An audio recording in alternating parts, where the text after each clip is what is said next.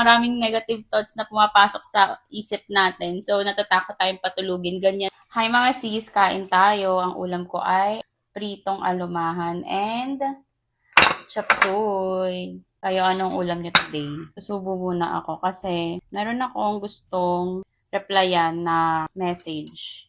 Video reply na lang gagawin ko para mas maraming maging aware.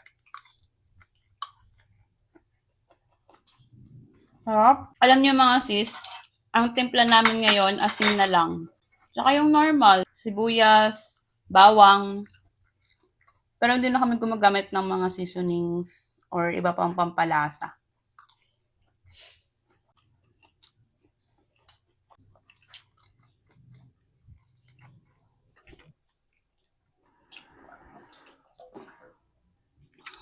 Ang tanong niya is regarding dun sa operation, kung paano daw yung process or procedure sa operation. Kung kinabitan daw ba ako ng catheter and kung saan ako pinatulog bago ba ako ipasok sa operating room or sa loob na ng operating room tsaka ako pinatulog. So first question niya, kung kinabitan ako ng catheter, no. Pero pinagsuot ako ng diaper, yung adult na diaper.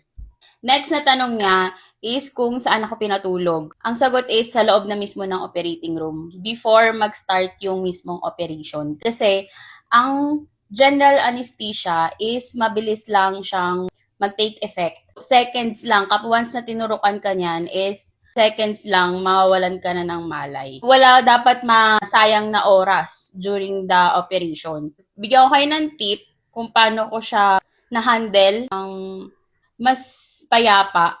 I know na takot ka. Takot kayo sa lahat ng mga paparating pa lang yung operation. Same feeling yan, sis. Ganyan din ako. Naramdaman ko yan noon, nung days before my operation. So, lahat ng kaba, ng takot, nandyan, naramdaman ko yan. Ang may bibigay ko na tips sa inyo, of course, pray. Ipag-pray nyo yung doctors, yung nurse, yung medical team na mag-handle sa inyo. And then, surrender. Si Lord na ang bahala. Next is yung, mahilig kasi ako magpa-body massage mga sis before ako ma-diagnose. Full body massage ako. Siyempre, nakahiga ka sa operating bed, diba?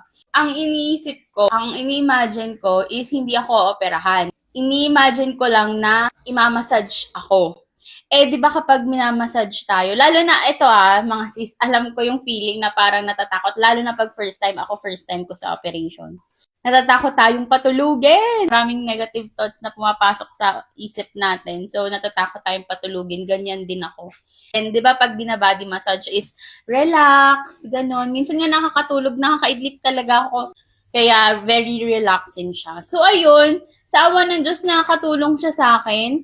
And then, pag medyo nafe-feel nyo na kinakabahan kayo, inhale, exhale lang kayo. Inhale, 1, 2, 3, 4. Then, exhale, 1, 2, 3, 4, 5, 6. Then, ulit-ulitin nyo lang hanggang sa mag-normalize na yung tibok ng puso nyo.